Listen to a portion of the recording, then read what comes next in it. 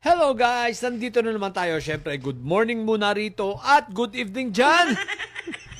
Eto guys, magbigay lang tayo ng reaction sa dito sa sa interview, 'di ba? Sa interview kay Marco Tae, biglang sumangat itong si Mike Diferensya. Palasangat ito, panoorin natin. Pakinggan natin. Okay, let's go. And, ay, dito? Dito. And hindi, sitwasyon naman kwarto niya, napakainit. And, ay, dito? Dito. And hindi, sitwasyon naman yun sa kwarto niya, mainit yung kwarto niya. Oh. And kung nga nagulat, na si Manny Bunuan, nandun pa rin sa ospital, 2 buwan, siya 1 linggo lang. And, siyempre, Senador naman si Senador Marcoleta, parang masyadong, ako sasagot. O yan guys So umaangal si Mike Diferensya, mainit daw ang kwarto ni Marco Tae. Aba, gusto yata ng VIP. Gusto mo aircon? Kaya ka nga nakakulong tapos gusto mo naman aircon, tatanga-tanga na naman to si Mike Diferensya no? Natural, mainit, tama lang yun. Para at least yung bunbunan niya ni Marco Tae, magkabalokubak. Umaangal. Mainit daw, guys. Ano tingin nyo sa kulungan? Natural, mainit. Ventilador lang. At least, guys, ito at least alam natin, wala siyang VIP treatment, Kaya lang nagtatampo bakit daw si Bunuan nasa ospital pa.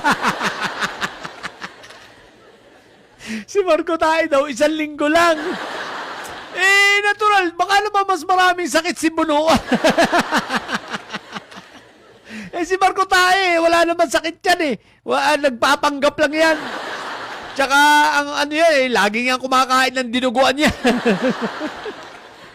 Nagtatampo. Oy, Mike Diferensya, kunwari ka pa, Pero darating naman yung araw, tatraydorin nyo rin niya si Marco Tae. Di ba? Ayaw nyo nga isama sa kwarto nyo Pinapabayaan nyo sa ibang kwarto. Ibig sabihin, mainit sa kwarto ni Marco Tae, sa kwarto nila hindi. Aba. Talagang pinahihirapan si Marco Tae Oy, INC, mga kulto, si Marco Tae, mainit daw yung kulong. Mainit daw yung kwarto. Kasi kayo naman mga kulto talaga kayo. Sabi nyo, ipagtatanggol ninyo. Sabi ninyo, hindi nyo ipakukulong. Sabi ninyo, naghamon-hamon pa kayo. Sige, ulihin nyo na. Subukan ninyo. Ayan, ang subukan. Ayun, kulong.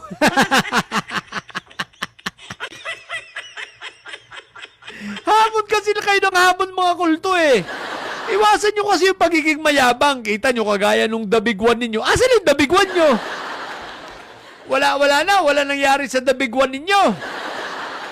May pabigwan-bigwan pa kayo. Sabi ko sa inyo, bawasan ninyo ang kayabangan Diba? Ano nangyari? Di wala. Tapos si Marco Tae nyo, sabi nyo, hindi nyo ipahuhuli. Ayan nakakulong. Oy, ako'y nananawagan sa lahat ng mga gustong dumalaw kay Marco Tae. Pag dumalaw kayo, huwag niyong kakalimutan magdala ng paborito niyang dinuguan at puto.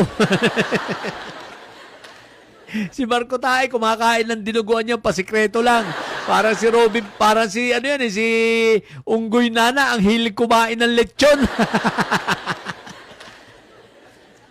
Pero talaga naman si Mike Diferensya, epal pa rin Kahit nasa loob ng kulungan, pa-epal-epal Isipin mo, pag interview, sabi niya, ako na sasagot. Siguro namimiss niya yung rally. Nakakamiss din naman itong dalawang to. Isipin mo, wala na maingay sa rally, walang bida-bida. Wala na masyadong gumagawa ng chismis sa rally. Lalo na sa Senado, wala nang chismoso. Wala nang mga pabida-bida. Nawala na yung kalaban nawala na tuloy ng hindi na tuloy nakakatuwa. Talaga nag-iisa na lang si Chupetra. Ayun, si Chupetra mapupunta rin sa loob. Kalabanin ba naman si Senator Ping? Diyos ko po, Rudy. Mapapawat dahig ka. Darating ang araw, huwag ka mag-alala, Chupetra. Papunta ka rin doon. Makakapiling mo rin yan si Mike Diferencia at anong pangalan yan? Si Marco Tae. Magkakasama-sama rin kayo. Diba? Kaya, ano ka lang, easy ka lang. Oh, mga didilis! Iniinit daw doon si Marco Tae, ha? Mga kulto, pinabayaan ninyo si Marco Tae, yan tuloy.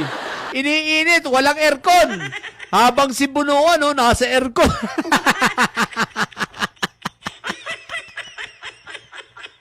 Si Marco Tae nainggit kay Bunuan. Naka-hospital arrest pa si Bunuan. Tapos sabi siya 1 linggo lang. Ang sama ng loob ni Marco Tae. Nagkakabalakubak na yung wig. Kulang pa yan, huwag ka mag-alala, Marco Tae. Darating ang mga ilang panahon pa, may buni ka na rin. Kita mo si Kimulok, puro pigsa na inabot. Ang dami ng pigsa dahil sa init. Kaya huwag ka mag-alala, magkakapigsa ka rin. Di ba magdiferensya? Ang sarap pagtawanan naman. Guys, ang sarap pagtawanan ng mga ito, no? Tuwan-tuwa akong pagtawanan talaga itong mga ito. Isipin mo yung dating napakayayabang na akala mo ay untouchable.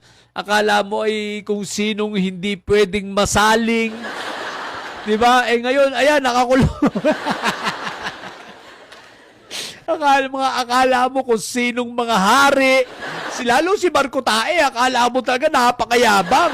Pati, ay, teka, bakit na lang hindi yung programa nila ay dalhin sa loob ng kulungan?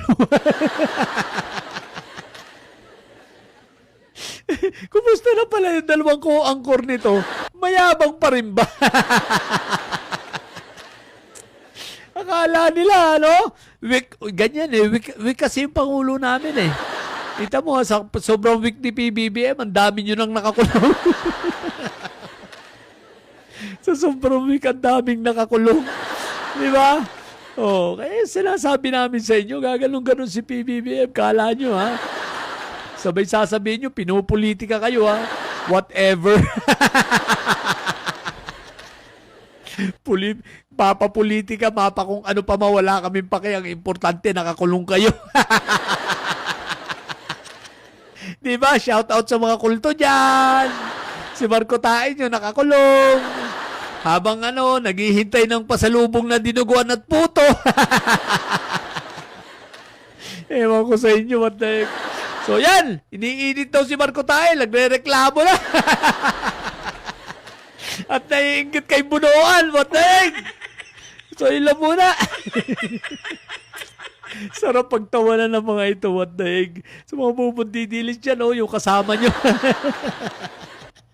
Preso na rin.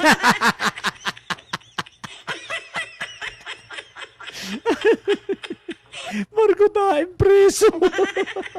Tsaka si Mike Diferencia, preso. Yun lang. Sa mga pumundidilis at may sahe dyan nyo, ang tatay nyo ay preso, ang bipi nyo ay bobo. Natili kayo mga bobo at may sahe sapagkat ang may sahe ay laging high blood. Bye!